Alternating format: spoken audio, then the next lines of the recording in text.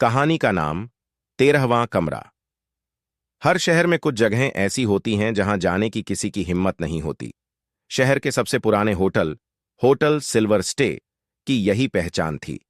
60 साल से उस होटल का 13वां कमरा बंद था।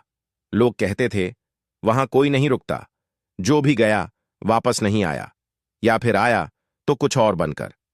कहानी शुरू होती है। आरव एक पत्रकार था जो सिर्फ सच्चाई में विश्वास करता था। जब उसे 13वें कमरे की कहानी पता चली, उसने फैसला किया, अब कहानी नहीं, हकीकत दिखानी है। उसने होटल बुक किया, कैमरा सेट किया और रात 11:59 पर 13 नंबर का कमरा खोल दिया। कमरे में घुसते ही सब कुछ सामान्य लगा। एक पुराना पलंग, टूटा आईना और धूल भरे पर्दे। लेकिन जैसे ही घड़ी में 12 बजे, आईने में उसका चेहरा धीरे धीरे बदलने लगा। आरव ने पीछे देखा, कोई नहीं था।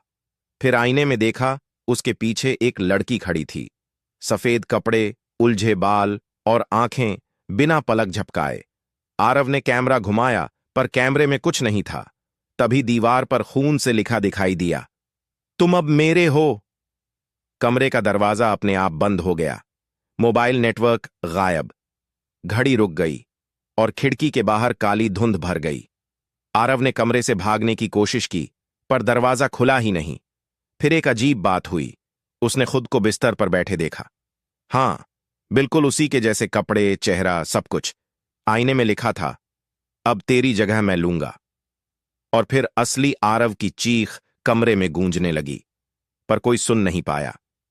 अगले दिन होटल मैनेजर ने देखा, कमरा खाली था। लेकिन सीसीटीवी में आरव खुद होटल से निकलता दिखा, मुस्कुराता हुआ। मगर वो आरव नहीं था। अब जब भी कोई 13वें कमरे की बात करता है, होटल का नया रिसेप्शनिस्ट वही आरव बस मुस्कुरा देता है, क्योंकि अब 13वें कमरे को कोई बंद नहीं करता,